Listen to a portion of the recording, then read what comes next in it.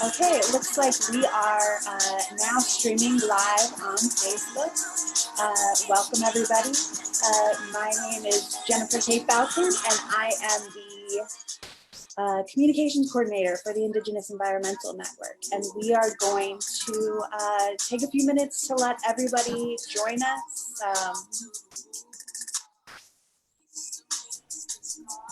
And give everybody a few seconds. This is our second in a series of webinars on Indigenous feminisms. Tonight we will be joined by Sandra Moran, Mila Bighair, and Morgan Brinks-Plenty.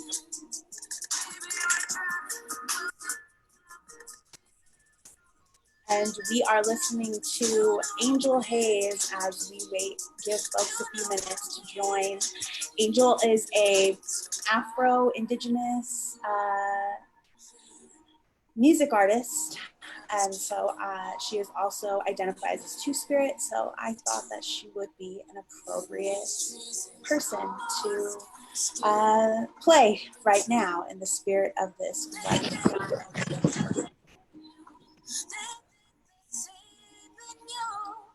I'll just give everybody one more minute. And tonight we have a Spanish interpretation, and we'll have more information on that. And then we also have ASL interpretation for folks.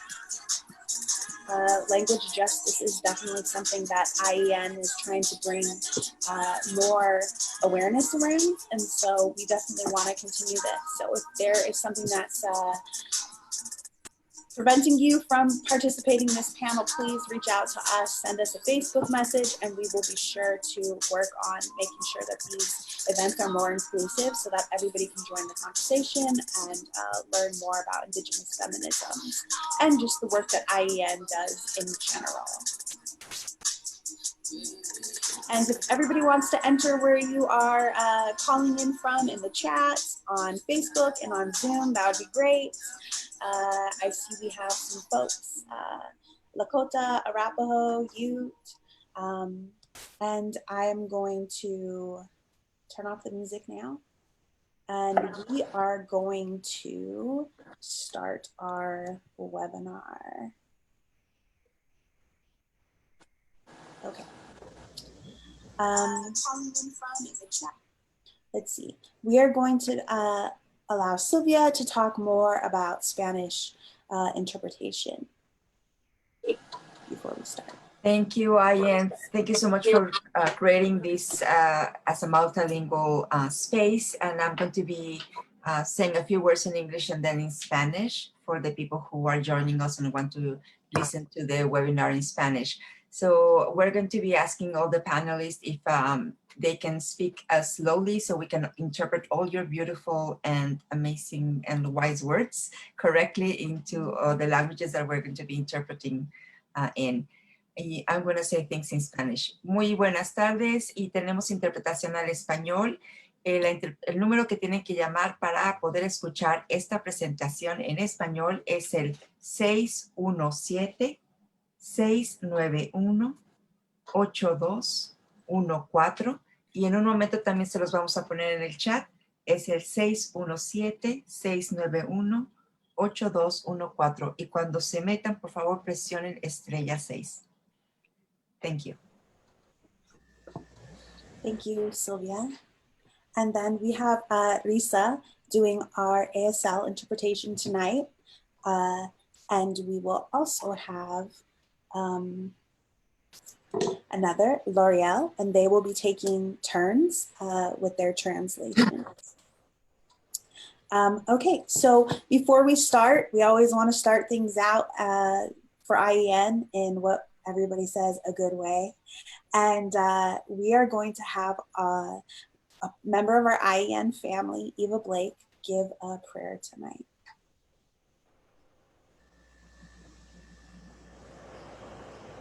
Wami na tonkosa kahwami nitompa kuni piamu natasuis Eva asa non pakuanis ka nuampanam Newtomas Asonet Ka Natai Quincyut, Massachusetts. Good evening, everyone, all my friends, all my relatives.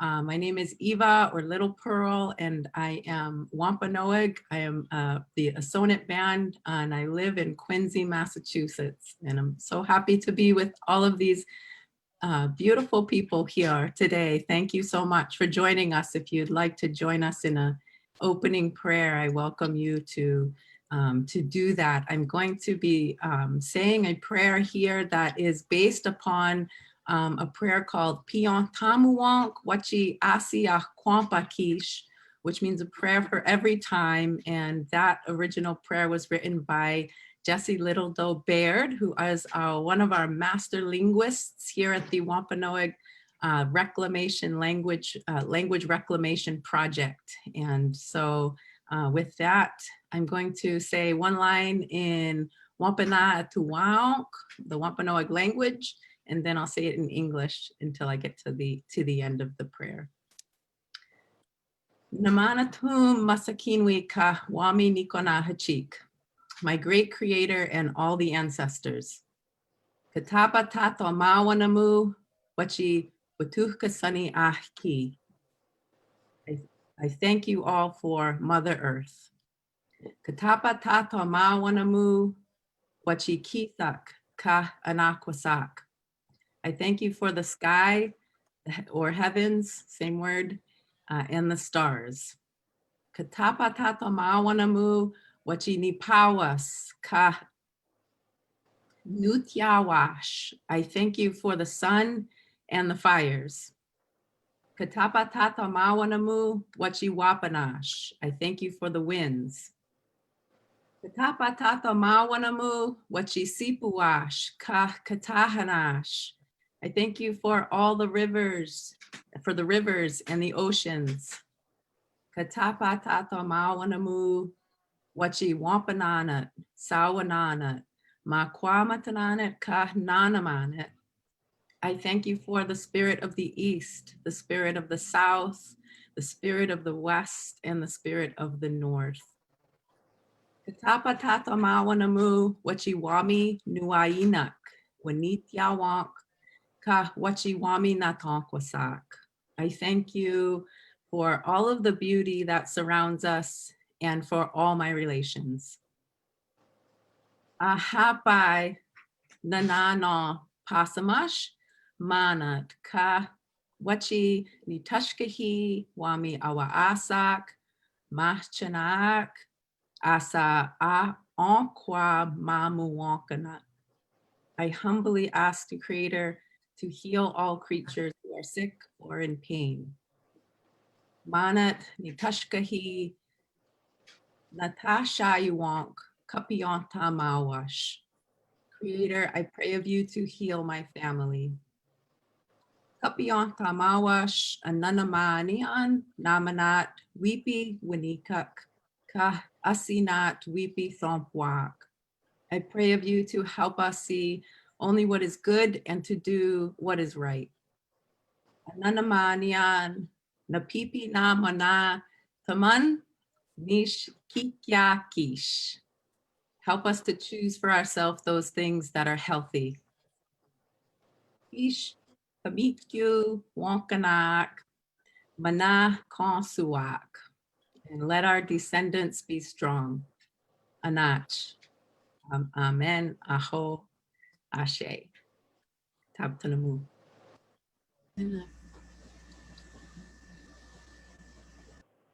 Thank you so much for that, Eva. We really appreciate it. And for everybody tuning in, again, this is the Indigenous Environmental Network's Indigenous Feminisms webinar that is centering our Two-Spirits and LGBTQIA relatives talking about gender and sexuality. I am Jennifer Falcon. I am the communications coordinator for Indigenous Environmental Network. I live in occupied Carrizo Kamakuro, Tapilam territory in San Antonio, Texas. I am Lakota and Nakota and Dakota. But my family ties are in Fort Peck, Assiniboine Sioux Nation, and the Fort Belknap Nation. And I want to introduce our panelists tonight. I'm just going to give a brief introduction to them and let them elaborate more after I finish. So tonight we are joined by Sandra Moran, who is a longtime LGBTQIA and feminist activist, artist, and politician. Sandra was elected to the Congress of Guatemala in 2015 and is the first openly LGBTQIA person elected to the national legislature in Guatemala. She is an organizer of Guatemala's first lesbian group in 1995, and she helped organize Guatemala's first Pride event in 1998. Mila Big Hair, manages Centerpole in Gary Owen, Montana with her family, which is located at the foot of Little Bighorn Battlefield on just outside on the Crow Tribal Nation. For 20 years, Mila and her family have fed their community with their food bank and provided educational programs around food sovereignty. I've been up there. They have a small community that has the food bank, a really cute coffee shop that has art, a radio station, Crow Voices, and Mila can talk about that more. And then we're also joined by Morgan Brings Plenty, Owisakowin, who is also Cheyenne River Sioux. Morgan is a pipeline fighter and a water protector. She's a two-spirit who identifies as pansexual and non-binary. Morgan uses media such as photography and video to grow her skills, as well as using social media to raise awareness to environmental movements. She was one of the first youth campers up at Standing Rock at the Sacred Stone Camp.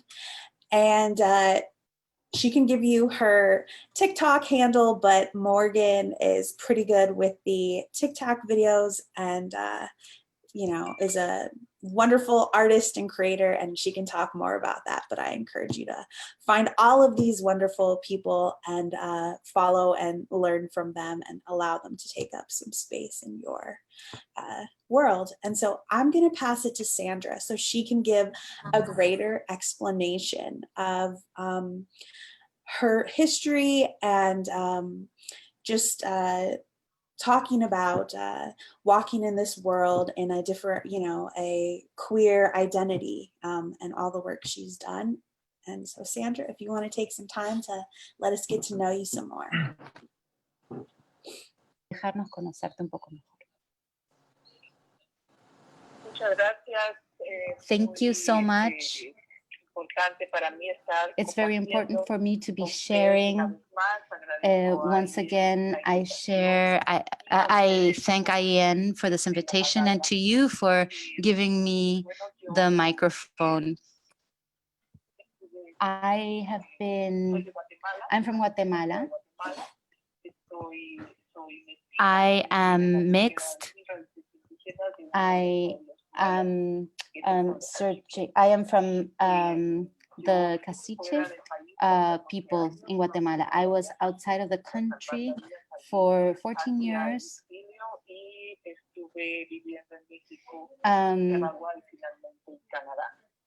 Perdón, Sandra, un momento.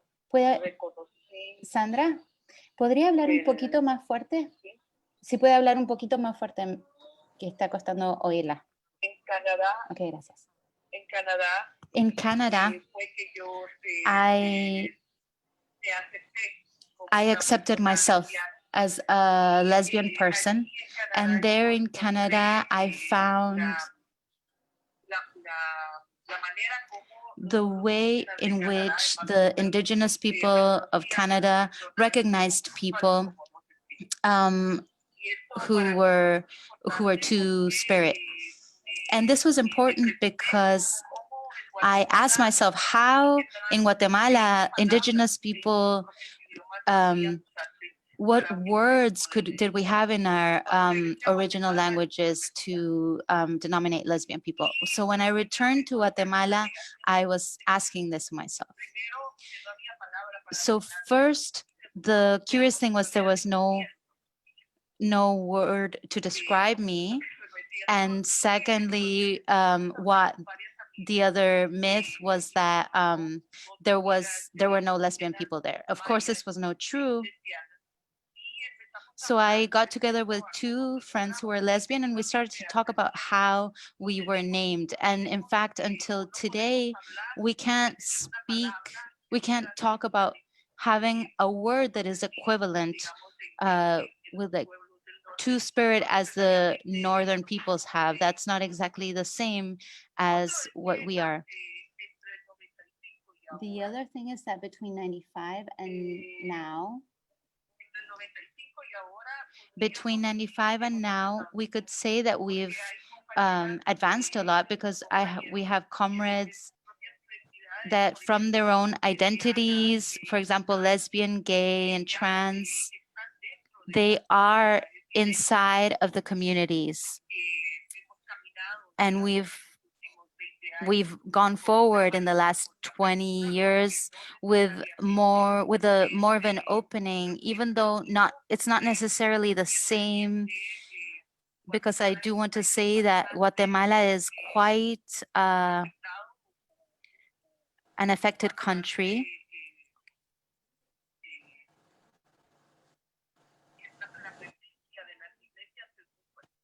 The presence of the church is very powerful. The Catholic and evangelic churches, and now fundamentalist evangelic churches, it's very powerful. So with this religious thinking, there are actions of homophobia or transphobia towards sexual diversity. And this is very present in indigenous communities. So we have to talk about the need of decolonization, of thinking of decolonization of the communities, to be able to start to understand how the communities of this territory, they recognized or named the people in their diversity.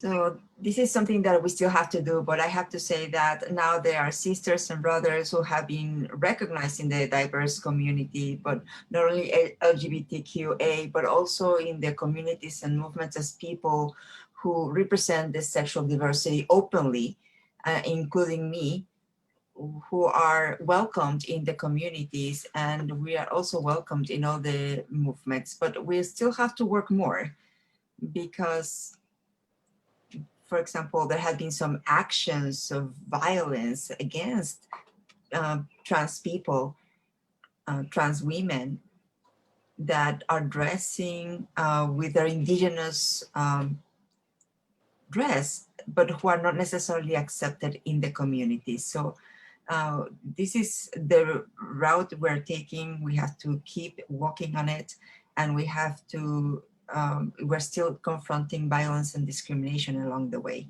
Thank you. Thank you, Sandra. And actually, we did have a question that I thought would be appropriate to actually ask right now, if that's okay. Sandra, do you have words in your language to talk about two-spirited people?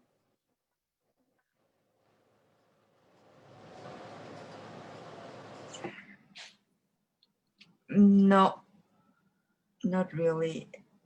And this is precisely part of the search we're doing. So how indigenous peoples from their own languages, and even before colonization, had words. We have the idea that the influence of churches has done a lot to eliminate that, or to so we had to do a search in the language and the thoughts and the thinking that existed back then. So right now we don't have the words. So, But in Mayan cosmovision worldview or in Xinca cosmovision, we do have the concept of duality and complementarity, which are principles of our worldview and cosmovision. And this is a response in the sense that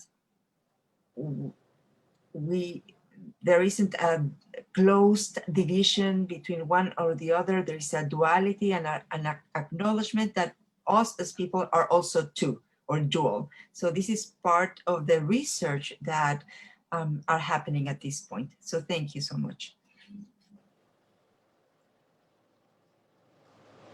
Thank you so much, Sandra. And I am now going to pass it on to Mila, who is calling in from so-called Montana, so that Mila can give a better introduction of herself and the work she does and how she navigates this world. So. Hi, my name is Mila Big Hair from Garriel, Montana. I work here at the Center Pole. The Center Pole started in 1999. My mother and her friend started it, Susan Kelly, and they saw a need of a food bank. And well, growing up in general, my mom has always been confronted with hunger, and she did grow up in a boarding school. So she made sure when I was growing up, I was more of in a protective environment because because of her upbringing, which also I kind of grew up. I did grew up pretty privileged and sheltered by my mother. She provided a safe environment for me. I did grow up with a lesbian aunt, so I always knew what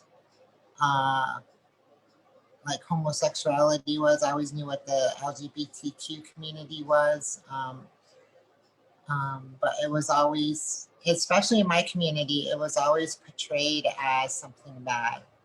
And so growing up with that privilege, I also grew up with a lot of bullying. I was, at that time I identified as a gay person because that's all I could know, but I knew there was something more there. So that's when I started to really kind of explore transgender people, and there's always been a couple in my community, and they were always laughed at or picked on, or just they were always the butt of the joke. So I just thought,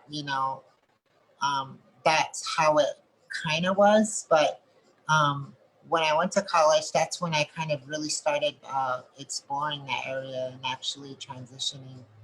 And I saw in my community too, the kids that are transgender, that are two-spirit, I used to say two-spirit, are they don't really have a resource. A lot of them are getting false information about different things from parents about who they are or what it is. So I think my perspective is to bring it and to educate kids my age, and just to let them know that it's okay to be yourself, just like your straight friend. And that and so that's kind of what I do in my food bank, as well as provide a lot of kind of a lot of inspiration to women here and to girls, because it's we do live in a kind of in a society or a community where it's really men-led, and the female teachings and the female part of the culture is lost, or not exactly lost, but it's kind of not, it's looked down on. And so I think it's great that people like my mom and Susan, where they created this woman-led base, or this kind of like women created nonprofit here. I just think it's such a powerful thing to just empower women in this community in general. So I guess I run a food bank. I help run a food bank. We do a lot of food recovery.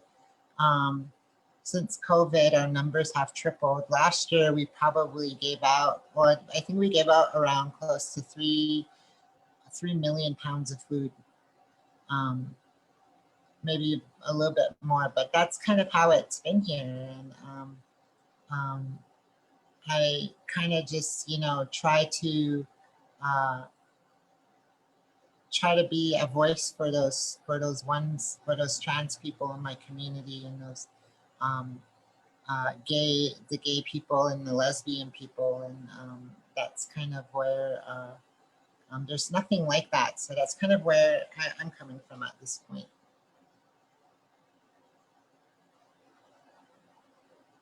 Thank you so much for joining us tonight, Mila. And I really appreciate you bringing up COVID into this space, because we know that our Two-Spirit and LGBTQI relatives are disproportionately affected during this time, because because of colonialism. Something we've talked about, our panelists have spoken about, is because of these colonial mindsets that have been ingrained in us.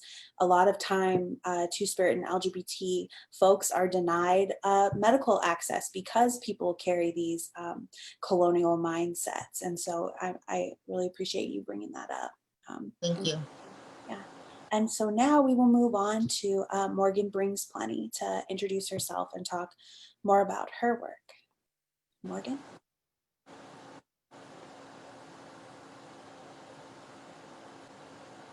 My name is Morgan, and I work as a media guru under capitalism. I do video with the pub, and I also promote on my own TikTok account. It brings awareness to being part of the LGBT and a bunch of personal ideas that I have for my TikTok.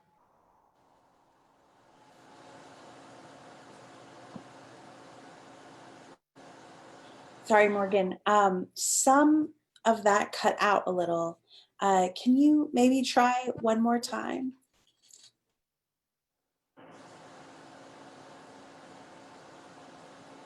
Okay. Oh, sorry, my internet is a little. Yeah, I under crushing colonialism and social media guru. It's videos, pushing of the event on the media handles, Instagram, Facebook, and Twitter. And I also own personal TikTok to bring awareness to IW, to pipelines, LGBTQ2S community on there. What is it? Yeah.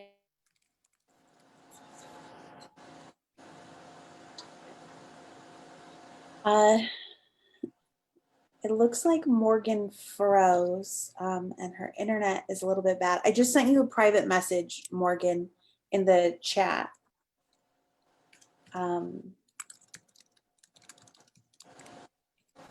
I think you can call in under phone audio and keep your video on. If you look under the mute and go to audio, where the microphone is, it'll allow you to switch to phone audio. And I don't know if that will clear up the issue we're having, because you're cutting out pretty badly, and we definitely want to hear everything you have to say.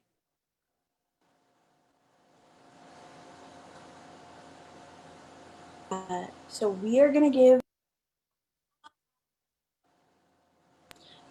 Morgan a minute to try and figure that out, and we will work on making sure we get that taken care of, so she can answer our next question. So again, you are joining Indigenous Environmental Networks, Indigenous Feminisms. This is the second part of our series. And so the next thing I would like to ask our panelists is, how does your community include Two-Spirit LGBTQI voices in community events, in organizing? And if they don't, like, what would that look like for you? What does inclusion look like for you? And if you guys want to answer that.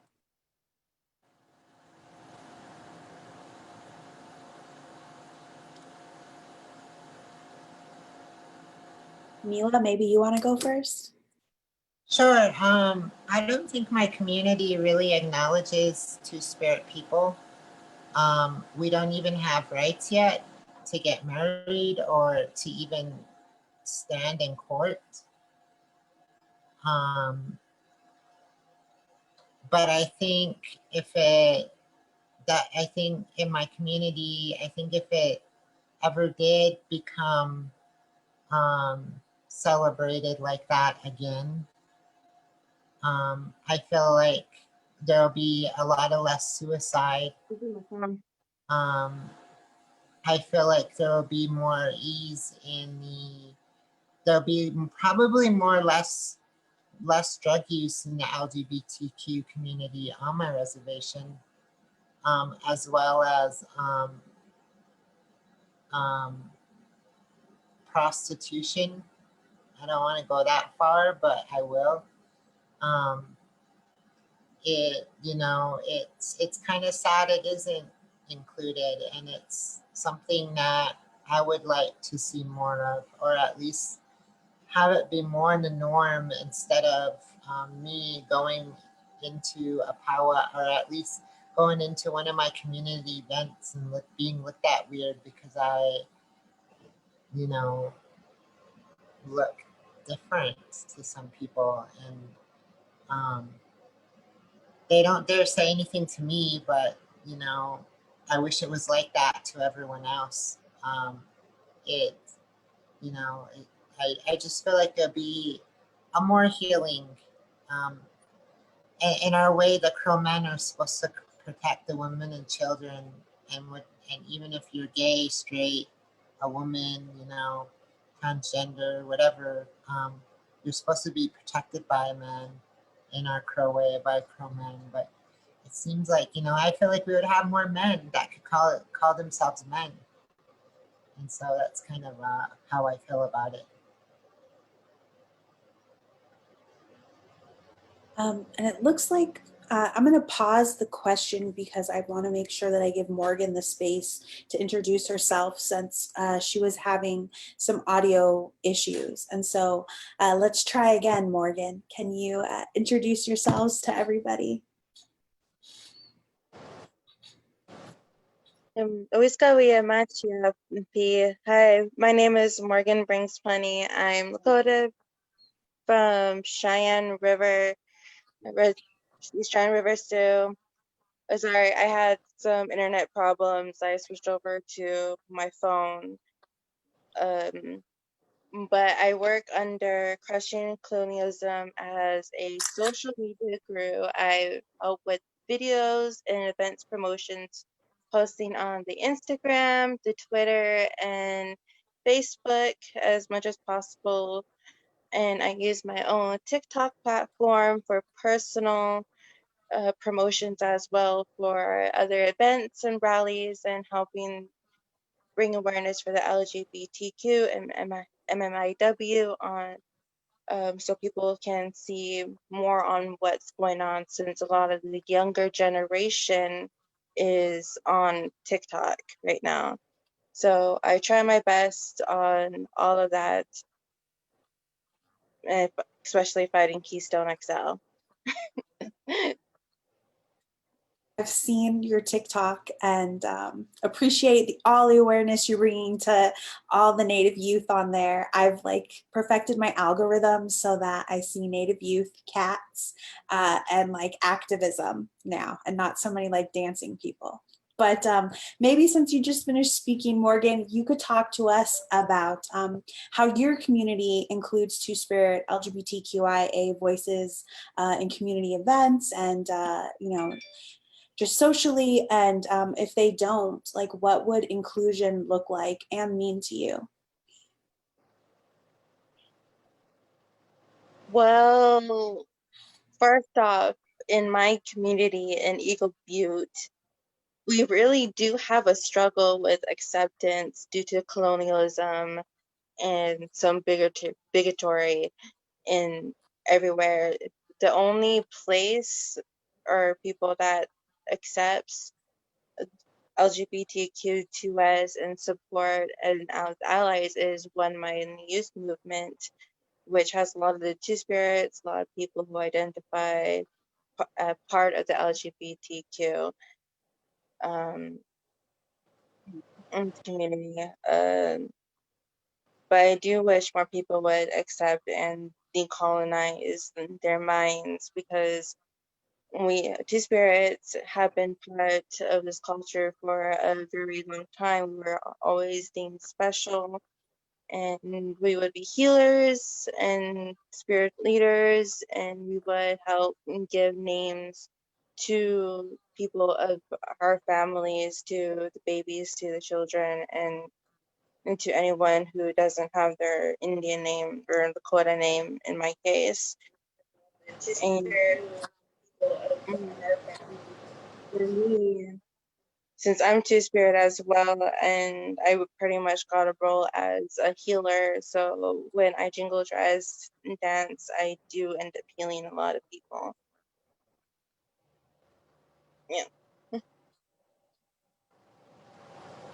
Thanks, Morgan. And I saw that you had brought out your jingle dress and brought awareness for our missing and murdered Indigenous women and people and Two Spirits at the powwow at the Pipe Yard for the KXL. It was an action last week. So we just appreciate you bringing that into the space. And so, Sandra, do you want to talk about how your community includes Two-Spirit LGBTQIA people in your community events? And if they don't, like, what would inclusion look like and mean to you?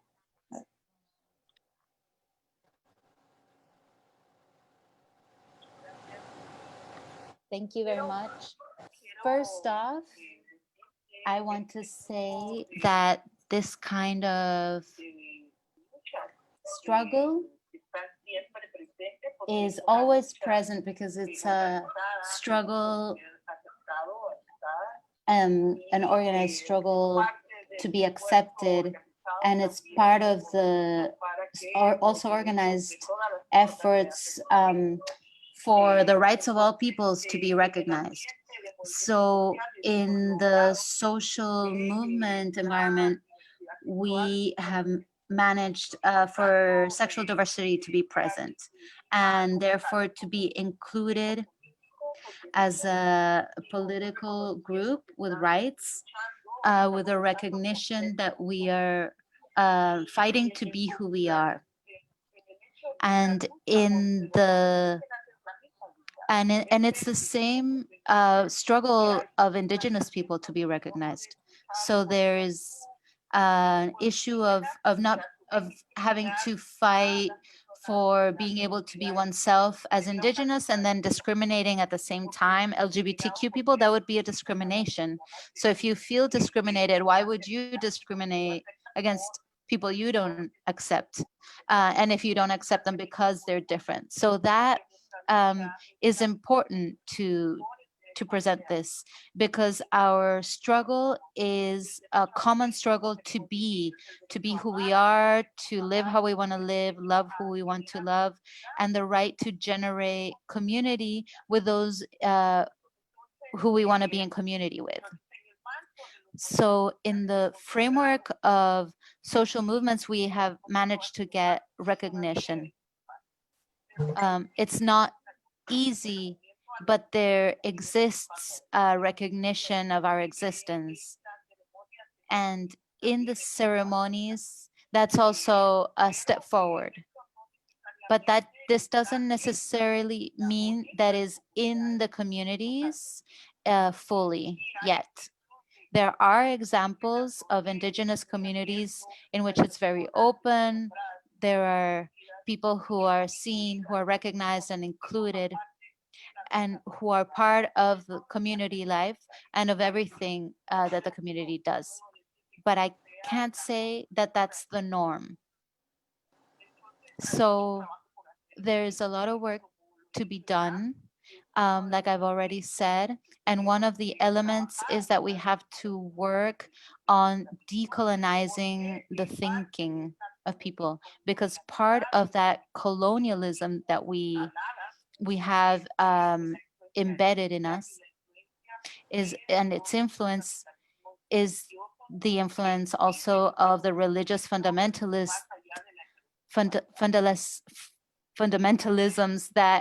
that exclude different sexualities. I think we've moved forward, but we still need to develop a greater awareness that all people have the right, and all people are fighting for the right to be who we are.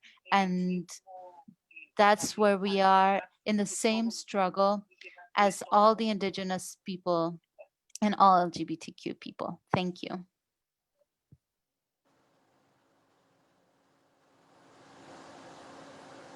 Thank you, Sandra. That was so powerful, and just such an important way to think about walking in this world is just a radical acceptance of people and allowing them to be and be who they are.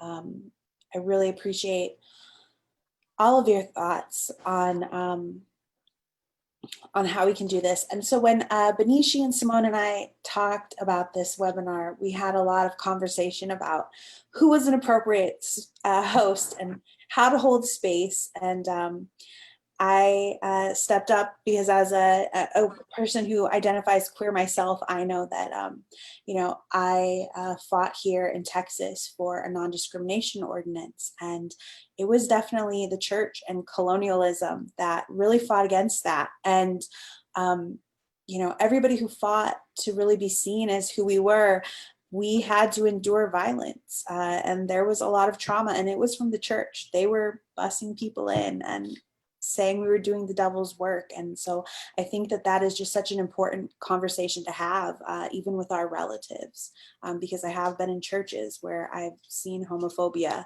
happen. And so I just really appreciate Sandra for bringing that up. And I know that a lot of us have endured trauma from that. And another reason Simone wanted to sit this one out and didn't want to host is because she is an ally. And that brings me into our next question is, how do Two-Spirit and LGBTQIA allies / accomplices, I really like the term accomplices because we will go hard for you, show up in solidarity for our Two-Spirit LGBT relatives in meaningful ways? And if you could envision Indigenous feminisms that are inclusive for Two-Spirits and LGBTQIA people, what does inclusive Indigenous feminisms look like to you? And what would a beautiful, inclusive feminist community be to you? And I don't have an order for this question, so I don't know if anybody would like to volunteer first to talk about what that world looks like and how we can have straight allies step up and create that with us.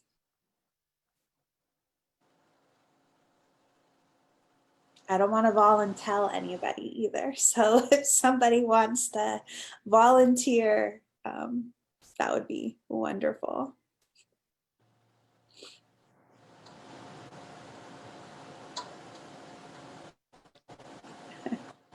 Okay, you've left me with no choice. I think since we started with Sandra and Mila already, Morgan, I'm sorry to put the pressure on you.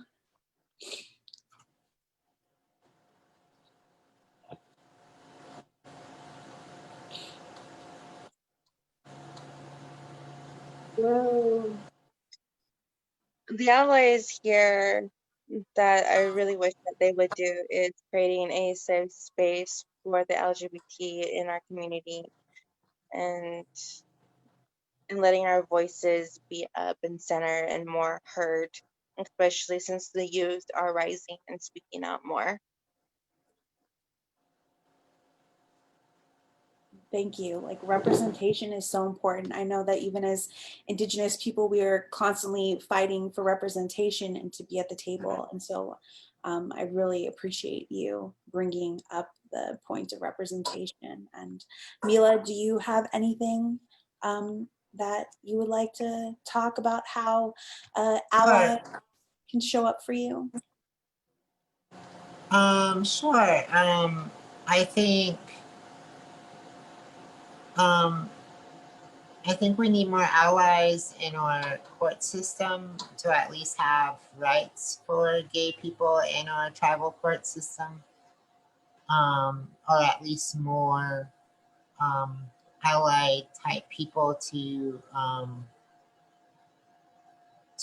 help pass those type of stuff. It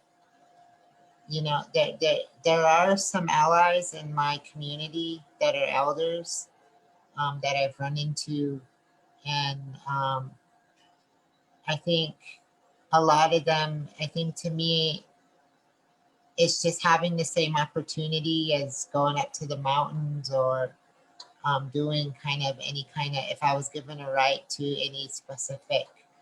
um, I guess, ceremony. It's just giving, there are some elders there who, just treat you the same and tell you where to go get that certain plant or that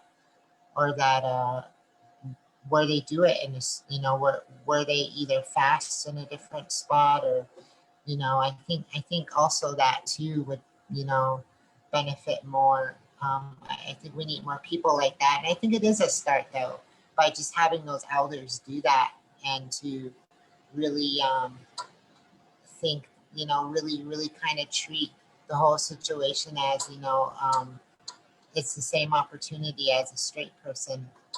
And that's kind of, it's starting, but I just wish there was more. I just wish there was more, like, we just need more allies to keep this, to at least have rights on a res. I guess that's what I'm going for.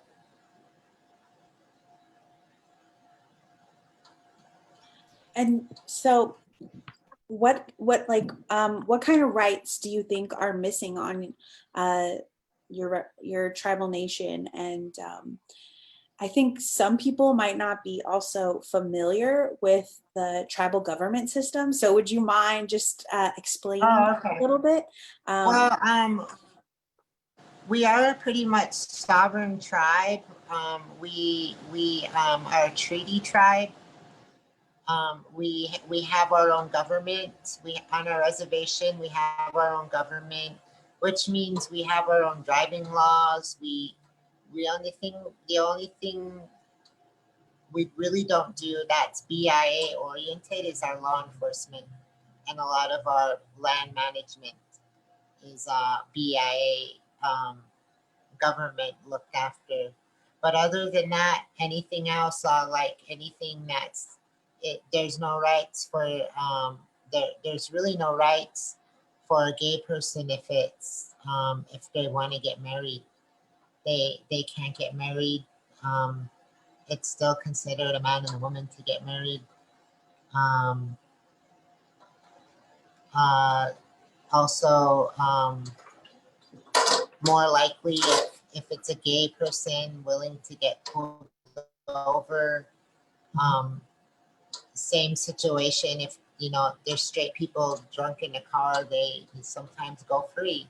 But if it's sometimes a gay person in the car, they're put in jail, as well as if there's a gay person running for chairman, or even if they happen to know there's a gay person my aunt had to be in a closet for the longest time to even work for the stories that, you know, she would be followed to her car.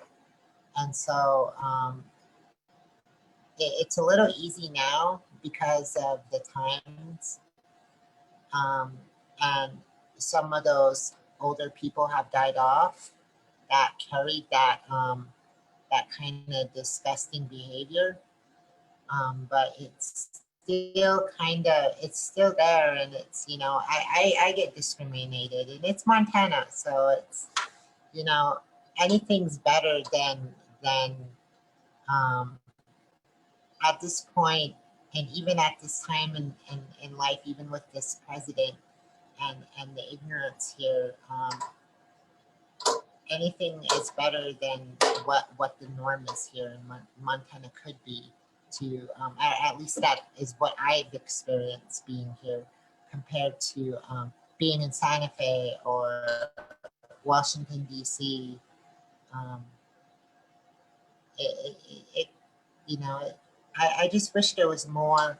Um, I wish most of the stories were told just like a lot of the traditional stories were told, just like um, just like the regular stories were about LGBTQ people, and um, you know, and trans people, and you know, there's even a warrior named finds them and kills them in our books, and she's one of the last transgender warriors, or, you know, not warriors, but I guess we call them warriors, but you know, you don't hear stories like that because they're not told, and they're not meant to be told because of Christianity. So um, it's also me trying to voice that, getting that out there, making people feel like like it has always been there.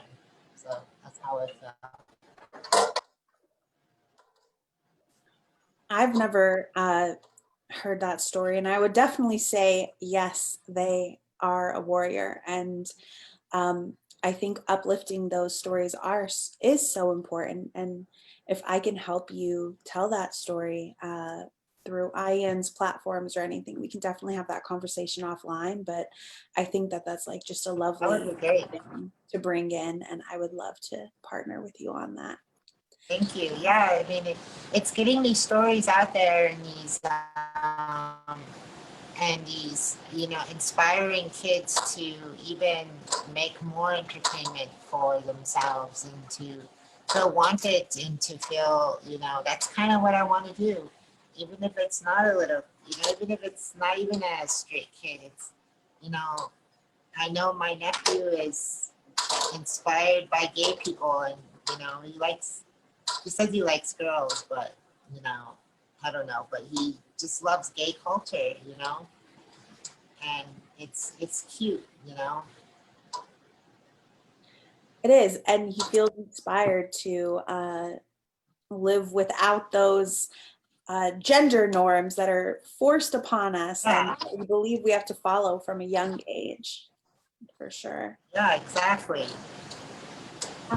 Sandra, do you want to talk about how allies and accomplices can show up for our Two-Spirit LGBT relatives, and the support you guys need from us?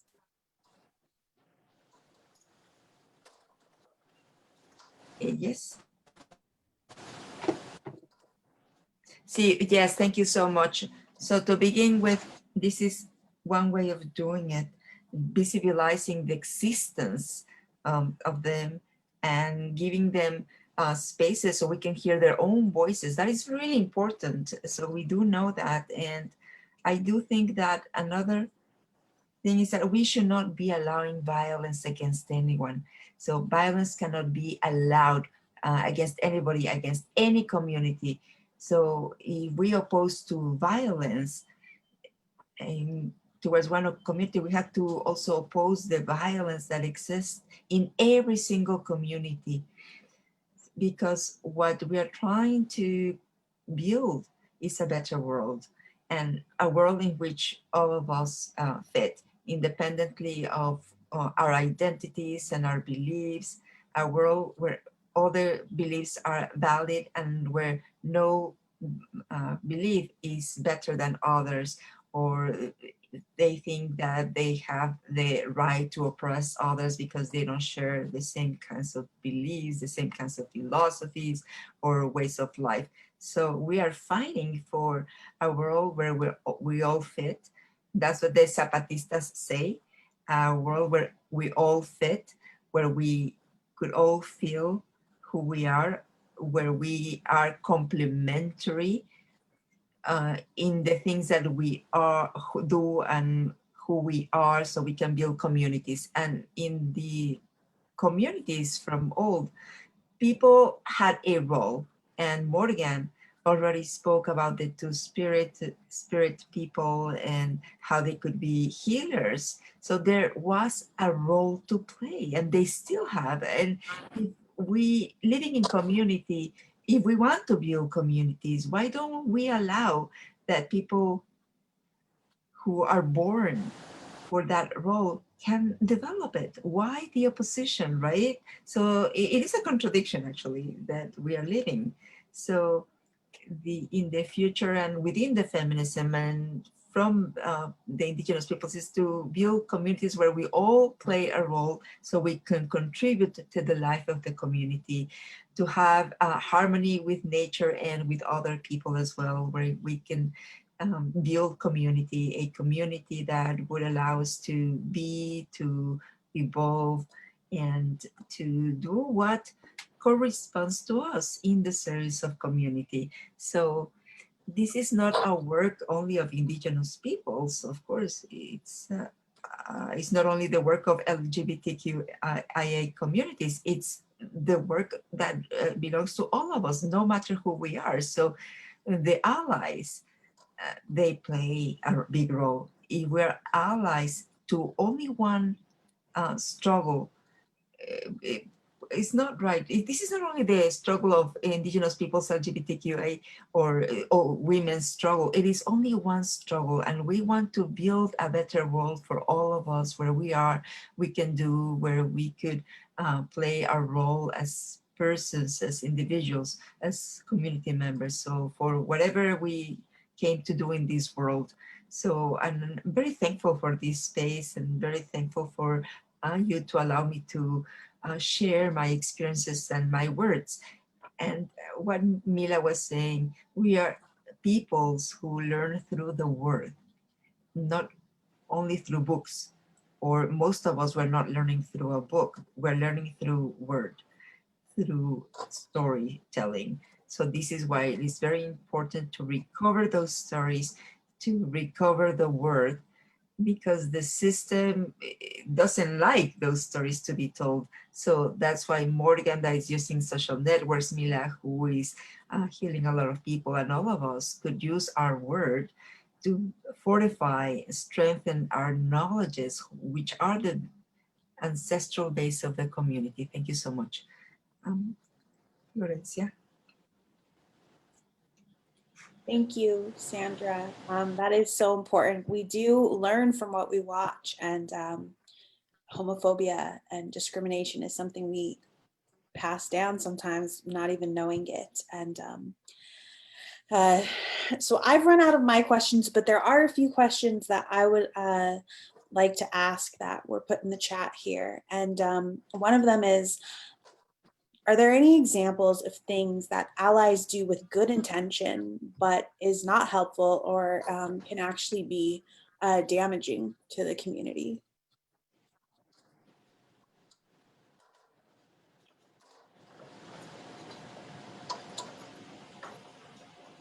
Anybody want to jump in? Well, when they appropriate culture and LGBTQ culture as well, like by mocking or trying to imitate a certain voice, which they deem and to be the standard society, like, oh my god, like, hi girl, like, OMG type of thing. Like, they think it's like cute and like, oh, I can be your gay best friend, or I can be like this your best friend. But when everybody's personalities is so different, like, you don't really like notice like, oh, that person's gay, like you can't even tell, or like with unless. And there's also things like if you have like friends and stuff that try to stick up for you as well, but they don't know how to, but they should ask their friend who's part of that community and to get along with that community to know what they can do to help. Don't assume. And like, just don't assume. Like, if someone's acting a little feminine or a little masculine, like, people assume automatically. Like, when I was dressing all boyish as a teenager and everything, people will like assume like, oh, I was queer.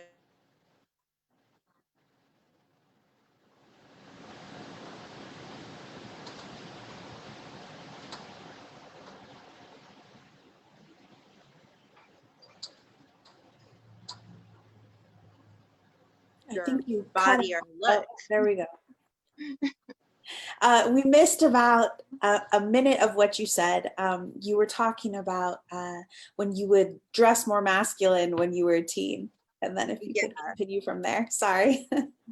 Yeah, because like when I was dressing more masculine as a teenager, people would assume that I was a lesbian and try to make jokes about me personally when I tell them that I'm pansexual, not a lesbian, just because I have more of a masculine side as a teenager than I do now. It really depends on my mood or how I'm feeling now. And they make jokes about me. Like, oh, you're attracted to pans, pots and pans. I'm like, no, I'm attracted to the personality of a person, not their outer look, not their out of their personal organs or anything like that. I'm more attracted to a person's personality, what they're like, than anything else. I don't care if you're non-binary, lesbian, asexual, whatever. Whatever. I like you for you, not for anything else. If we click, we click.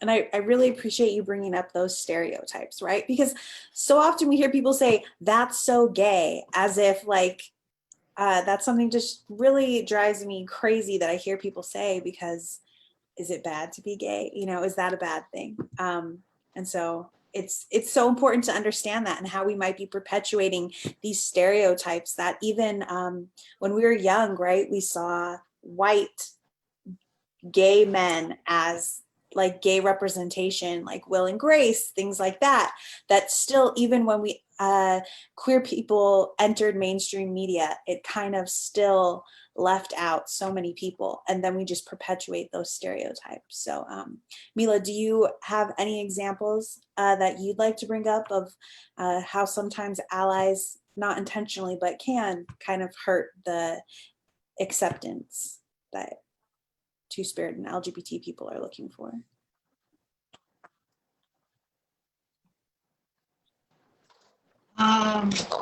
Sure, I'll say a couple of things. I think for, at least for, I can only speak for myself, and you know, when I was younger, and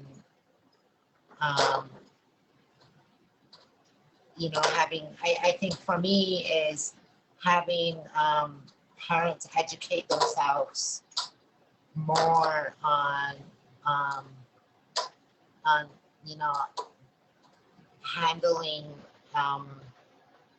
an LGBTQ person, or a kid, and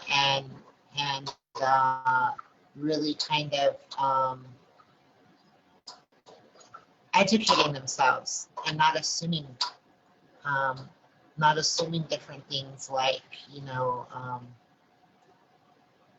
for example, you know, my mom would always say, don't get AIDS, don't get AIDS, you know, just because all of her friends died of AIDS in the, you know, in the 70s and 80s. And, you know, she had a lot of gay friends in her time, and all of them died of AIDS. So that's kind of like her stereotype. Well, it seemed like that was her stereotype towards the LGBTQ community. And but you can only get it if you, you know, become, you know, by what, you know, you know, but I guess for me, it's just educating yourself more and just like being more mindful about certain gender type things. I know that when I go to, I know that my friends are more aware of that, but, you know, kind of just respecting what I tell them and continually, you know, calling me her is what I, you know, tell them. I guess more or less just listen and kind of put yourself in their shoes once and or at least thinking differently about the whole situation. I don't like it when sometimes my friends assume some things without asking me. Um, that's, you know, I guess that's it for me. It's kind of really hard to offend me, um, but I know that there's a lot of things where I know that I just like to be, you know, asked what you want to be called, you know, I guess, and just sticking up for your friends is how I feel, you know, and sticking up with um, asking, you know, how they're doing and stuff like that, because it, you know, I know that it gets uncomfortable sometimes, and you know, I guess it's, you know, how I feel about it. And Sandra, do you have anything that you want to contribute to the question of how allies or accomplices can unintentionally do harm when trying to show solidarity?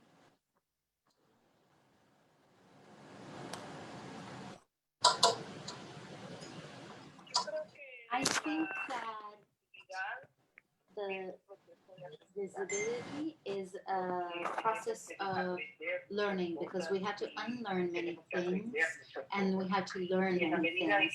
And insofar as we become more conscious, more aware, and we develop our struggles and political understandings of diverse communities, in that measure, we have to understand a lot more how to unlearn and how to learn. And that has to do with language. In fact, the coordination, we're creating a guide for a school and we're talking about how to make it a more inclusive place. Not all countries have such an approach, and how do we do this so that kids can have a better learning? So language is one of the things. The other is having the capacity of learning, having the capacity of understanding when we've been wrong, and building awareness so that we can learn how not to cause harm, in the sense that we haven't wanted to cause harm, but we caused it anyway. So sometimes we cause harm and we don't realize, and we're not aware of that. So we have to develop an awareness of the consequence of our acts, of our words. And one thing that I propose is tackle jokes. Jokes, it's something that's very popular, something that people share very easily. Jokes are terrible, they're homophobic, they're sexist, racist, and since it's popular culture, they're not necessarily criticized and they're generally accepted. So I think that being aware of what we say and what we do is part of that learning that we all have to have as, in the path of all communities becoming more inclusive. Thank you. Thank you.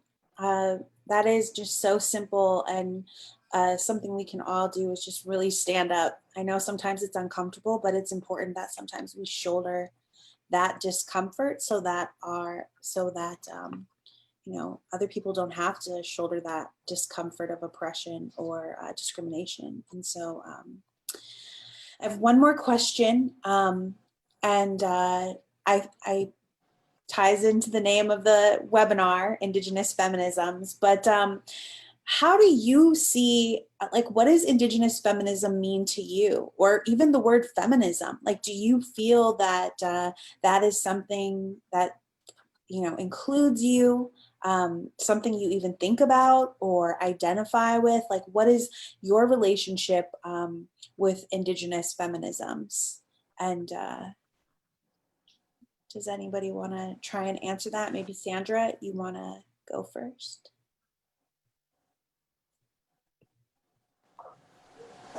Gracias. Bueno, yo soy feminista. Thank you. Well, I'm a feminist, Y el feminismo para mí and es feminism una to propuesta me política, is a es political una apuesta teórica, identity. It's es una a manera de political bet. ver la vida y It's a criticarla. way of seeing life and critiquing it.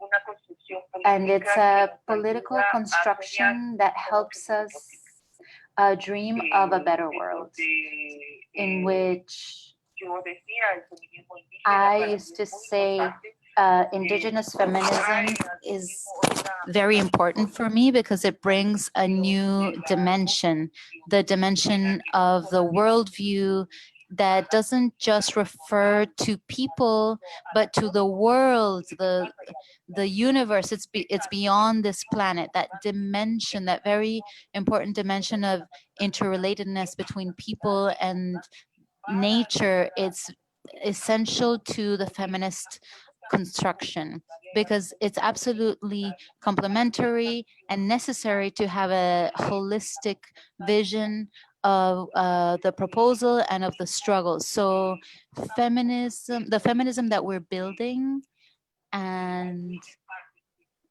that we are referring to is an inclusive feminism that has a broad perspective. And here in Guatemala, we say, from the indigenous perspective of the Mayan people, the future already happened. That means that we're picking up and recognizing that at the root of our peoples is the answer that we're seeking in this moment. So future already happened.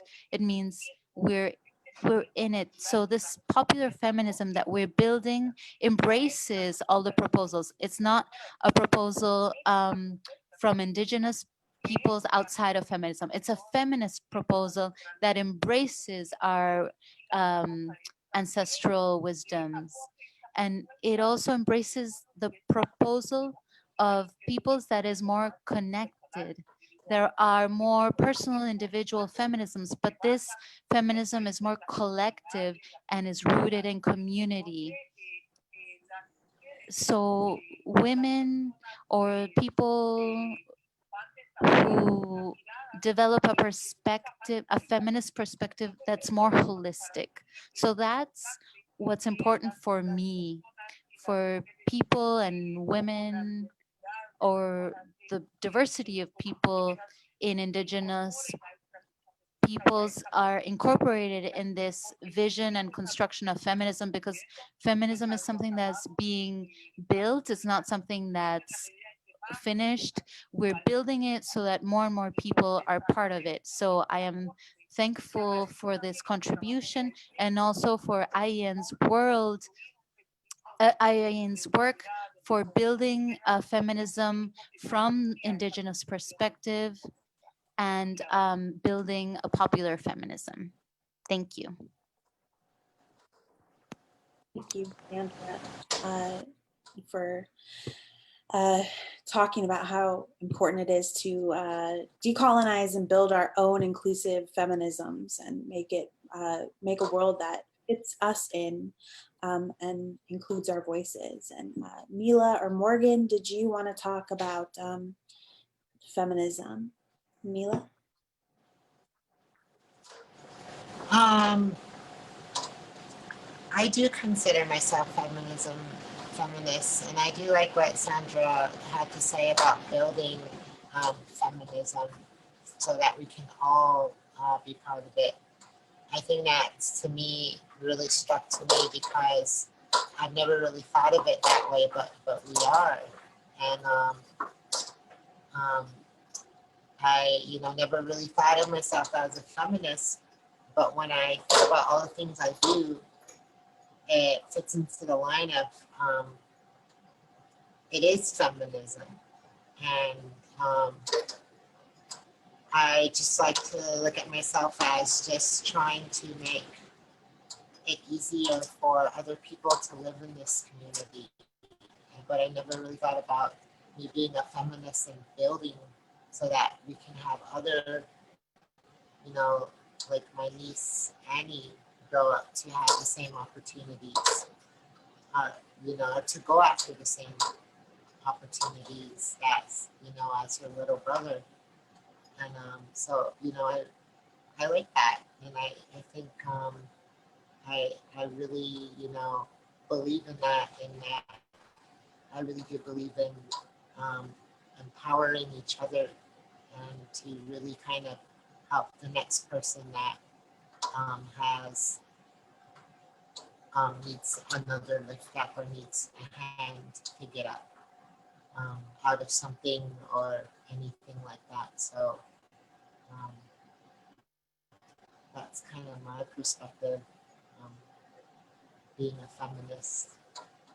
That's a beautiful way to put it and bring your niece into it, because I know when I think about feminism, I sometimes don't even realize that I'm raising my daughters in this feminist worldview. We very much challenge gender roles and sexuality. Morgan, did you have anything you wanted to contribute? Yeah. What I think and what I feel like is that feminism for me is reclaiming our traditional rights, such as like to our birth, to our ceremonies, to even our own bodies as well. And traditionally, we were treated equally back then, like in our tribes. Like, I see feminism as more of a colonized word than anything else, because as even though like we're two spirits and everything, we had the same roles as men do. We hunted, we fished, we helped, we gathered, we rode horses. We were also warriors, while some of the two spirit men would weave and help take care of the children and do some of the so-called women's work or anything. We were treated equally, because like in the colonization world of everything, women were treated less than, but we're not less than. We're just as equal and just as powerful as men. That's what I think. That's a powerful way for us to wrap up our second Indigenous Feminisms webinar tonight. Again, I'm Jennifer Falcon. I'm the Communications Coordinator with Indigenous Environmental Network, and we were joined tonight by Mila Big Hair and Morgan Brings Plenty and Sandra Moran. I really want to thank our ASL interpreters, Risa Rojos and L'Oreal. And I would also like to thank our Spanish interpreters, Florencia and Sylvia.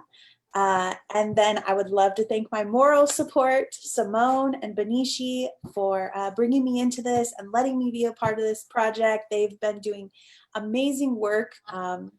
And we have not let COVID slow any of this work down. They pivoted, maybe a little, but not too much. We're getting back in the ramp of things. And we'll be having these webinars every new moon and full moon, exploring Indigenous feminisms and what they mean to us, and a lot of different ways to talk about this and have these conversations. And I would definitely love to give a huge shout out to Samudra, who ran our tech for this webinar and held it down when things got off to a little rocky start. We appreciate you so much, Samudra, for holding it down with us. And that is the end of our webinar. Thank you all for joining us, and stay tuned for what's next.